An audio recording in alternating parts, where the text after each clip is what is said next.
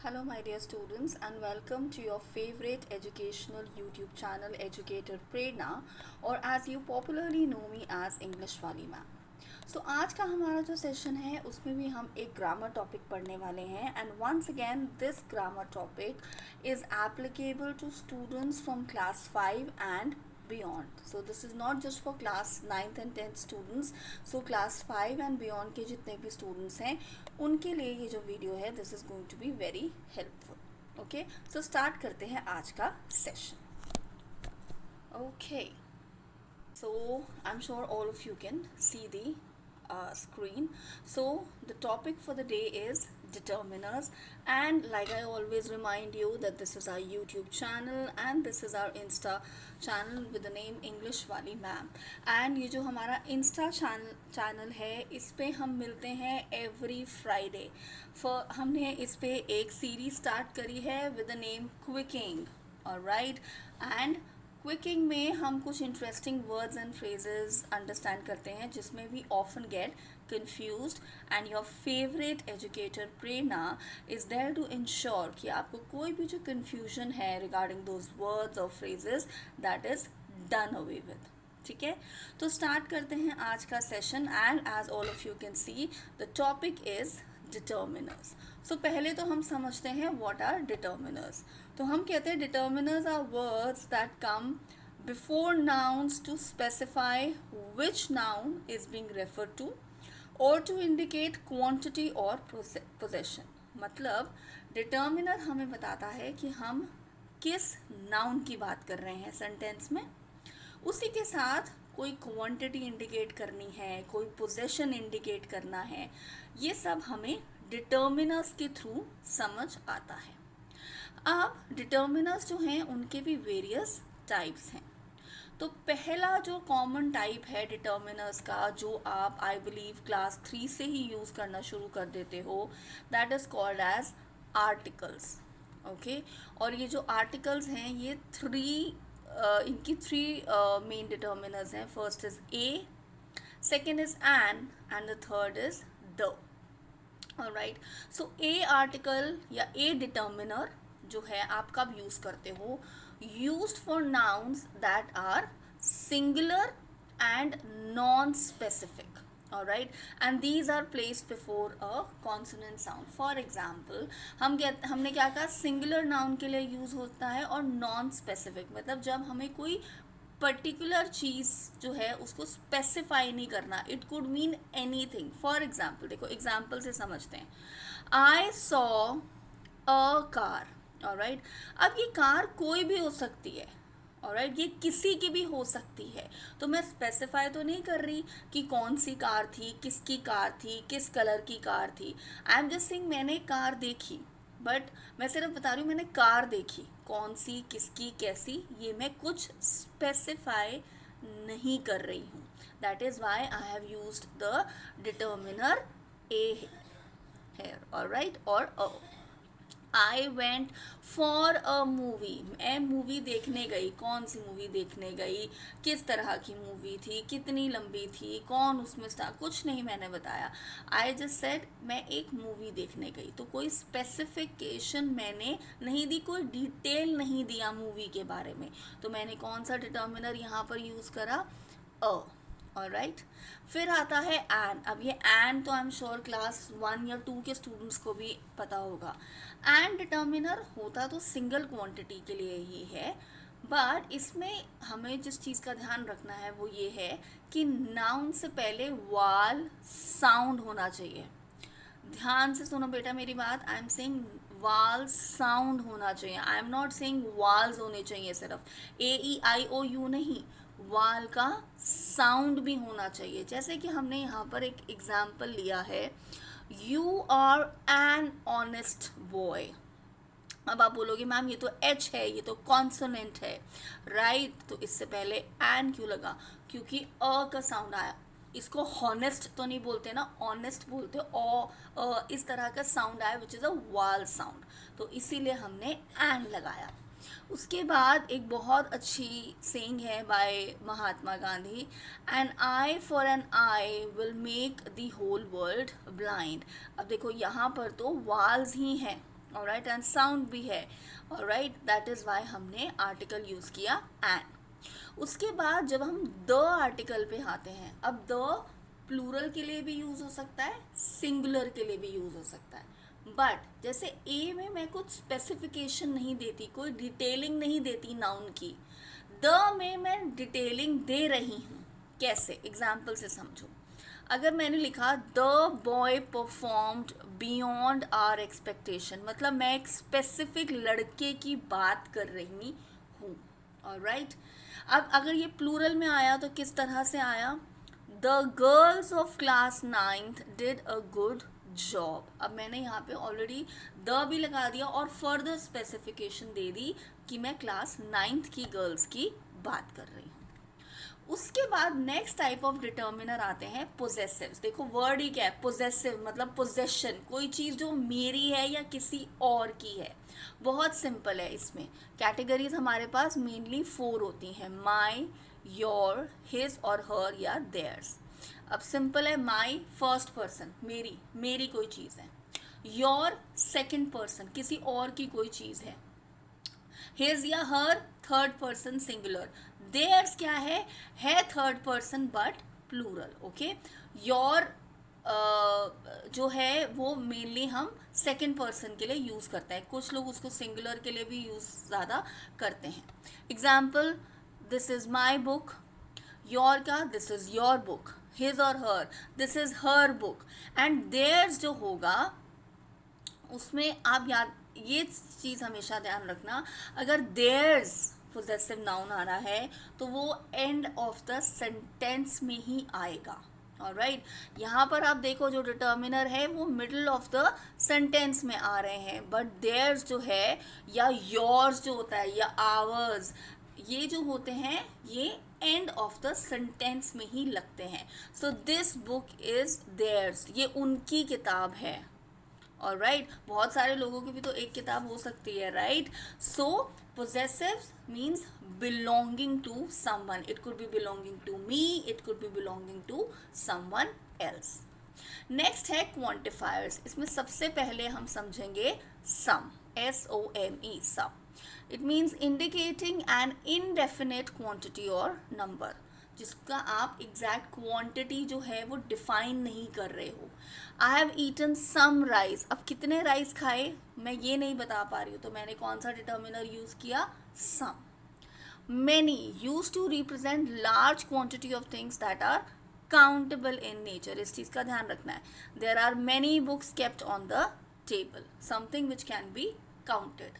Much, it is used with countable nouns to indicate large quantity or amount, okay, and it is commonly used in questions and negative sentences to express a significant quantity। जब मुझे कोई किसी चीज़ के बारे में बताना कि ये बहुत ज़्यादा है, ऑलराइट, तो मैं कौन सा डिटर्मिनर यूज़ करूँगी, मच। और much, some, many, all, few, ये किस तरह के डिटर्मिनर हैं, these are all called as quantifiers, quantity की बात हो रही है। अब देखो मच में जब हमने कहा क्वेश्चन के लिए यूज होता है, how much money do you need, this should be a question mark, I am sorry I missed on that. I don't have much experience, alright. तो मच जो है वो हमें बता रहा है एक चीज़ जो है which is kind of uncountable also, और इसी के साथ ये भी चीज़ है कि मैं इसको नेगेटिव सेंटेंस में, जैसे I do not have much experience, और क्वेश्चन की तरह मैंने कैसे यूज़ किया, how much money do you need, alright. Next आता है all, it says indicate the entirety of something, किसी चीज़ को आपको इन टोटलिटी बताना है, ठीक है। एंड ये काउंटेबल नाउन के भी साथ आता है और अनकाउंटेबल नाउन के साथ भी आता है। Example, all the girls scored more than 90%, मतलब मैं सारी लड़कियों की बात कर रही हूँ, entire group of girls. Then all the stars shine bright, मैं सारे स्टार्स की बात कर रही हूँ। जब आप सबकी बात कर रहे हो तो आप ऑल डिटर्मिनर यूज करोगे। Few is to indicate a small quantity of something, generally किसी चीज़ की बहुत स्केर्सिटी है, उसके लिए आप फ्यू यूज़ करते हो। शी हैज़ फ्यू हॉबीज़ मतलब बहुत ही कम हॉबीज़ हैं उसकी। Few people understand the complexity of the situation, बहुत ही कम लोग समझते हैं कि सिचुएशन कितनी क्रिटिकल है। उसके बाद नेक्स्ट आता है इंटेरोगेटिव। इंटेरोगेटिव देखो नाम ये इंटेरोगेटिव मतलब हम कोई क्वेश्चन पूछ रहे हैं। इसकी 3 मेन कैटेगरीज हैं, विच, व्हाट, हुज। विच हमें बताता है जब हमें कोई क्वेश्चन पूछना हो किसी स्पेसिफिक आइटम और ग्रुप, मतलब एक पर्टिकुलर आइटम है जो एक ग्रुप को प्रॉब्ली बिलोंग करता है, एक लिमिटेड अरेना में एक चीज़ है, उसके रिलेटेड जब हमें क्वेश्चन पूछना होता है तो हम विच को डिटर्मिनर यूज़ करते हैं। Example, which book do you want to read. तो हम बात कर रहे हैं बुक्स का एक लिस्ट ऑफ आइटम्स क्या है हमारे पास, जो मेन आइटम है बुक है, उसमें से हम पूछ रहे हैं कि which book do you like to read. फिर आता है what, indicate a specific kind और type of noun being refer to, मतलब जब हमें एक पर्टिकुलर नाउन को रेफर करना हो तो हम व्हाट डिटर्मिनर यूज करते हैं। Example, what is the colour of your T shirt. अब देखो बेटा, जो कलर है वो नाउन है, करेक्ट, तो हमें एक स्पेसिफिकेशन उसकी देनी है, तो कौन सा डिटर्मिनर यूज किया हमने, व्हाट। लास्ट आता है whose, that is use to ask about possession और ओनरशिप। जब मुझे ये पूछना हो कि कोई पर्टिकुलर चीज़ किसको बिलोंग करती है, कौन उस चीज़ को पोजेस करता है, जब मुझे क्वेश्चन पूछना है, इसको पोजेसिव डिटर्मिनर के साथ कंफ्यूज मत कर देना। जब मुझे ये क्वेश्चन पूछना है, इंटेरोगेट करना है कि एक पर्टिकुलर चीज़ किसको बिलोंग करती है, तो मैं कौन सा डिटर्मिनर यूज़ करूँगी, whose. Whose book is lying on the table. अब मैं पूछ रही हूँ ना ये किसकी बुक है, which is lying on the table, मतलब वो बुक जो है वो किसी को बिलोंग करती है, someone possesses that book. Next है डेमोन्स्ट्रेटिव, जिसमें आता है this, that, these and those. Okay, so this और दैट ऐसे समझो, मैं आपको और इजी करके बताती हूँ। दिस और दैट दोनों सिंगुलर नाउन्स के लिए यूज़ होता है, लेकिन जब मैं दिस की बात कर रही हूँ तो कोई एक चीज़ मेरे बहुत पास है, नियर प्रॉक्सिमिटी। पर जब मैं दैट की बात कर रही हूँ, जो नाउन जिसकी बात कर रही हूँ वो है तो सिंगुलर पर मेरे से दूर है। For example, so all of you can see the pencil in my hand, this is my pencil, ये पेंसिल मेरे पास है, this is my pencil. But if you look at these, probably these are far away from me, assuming, okay, so that is my pen, okay, or that is my marker, all right। next, जो बात होती है these और those की, so this और that दोनों singular के लिए यूज होगा, लेकिन this बताएगा क्या, this बताएगा कोई चीज़ जो पास है, that बताएगा कोई चीज़ जो दूर है। फिर आता है दीज और दोज, ठीक है। दीज और दोज दोनों प्लूरल नाउन्स के लिए यूज होते हैं, लेकिन अगेन दीज कोई चीज़ जो मेरे पास पड़ी है, नियर प्रॉक्सिमिटी, और दोज कोई चीज़ जो मुझसे दूर पड़ी है। These are my pencils, plural है ना, पेंसिल्स की बात कर रही हूँ मैं, बहुत सारी पेंसिल्स की, बट अगर मेरे से दूर पड़ी है, those are my pencil, okay, those are my pencil. समझ आ गया, वेरी गुड। और मैं हमेशा बोलती हूँ डेमोन्स्ट्रेटिव्स और आर्टिकल्स ये सबसे कॉमनली आस्क्ड एंड ये सबसे इजी टू अंडरस्टैंड डिटर्मिनर्स होते हैं।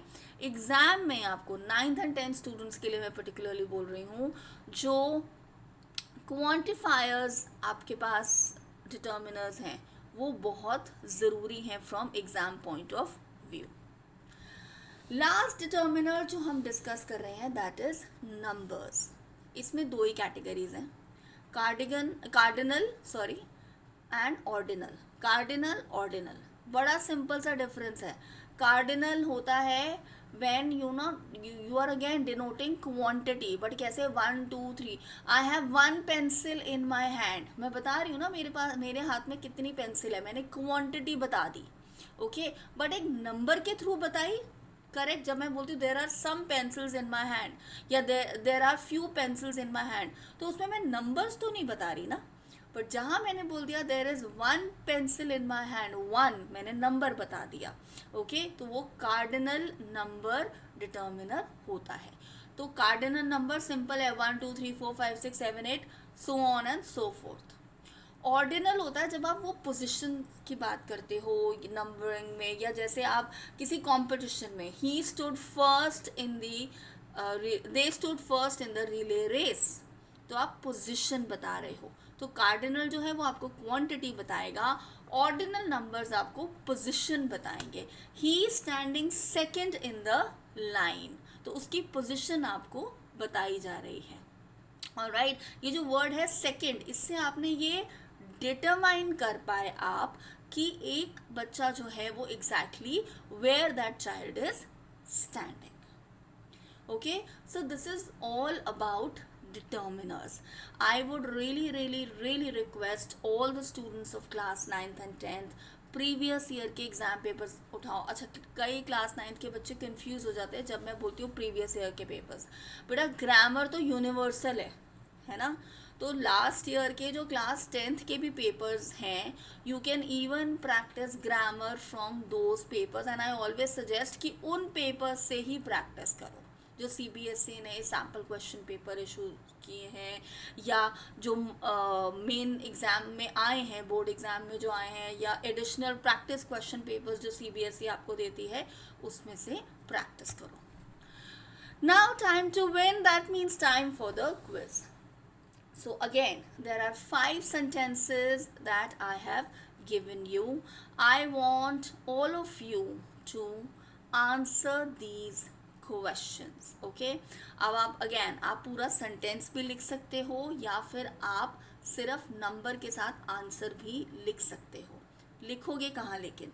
In the comment section of the video, and उसी के साथ do make sure that you right your name also.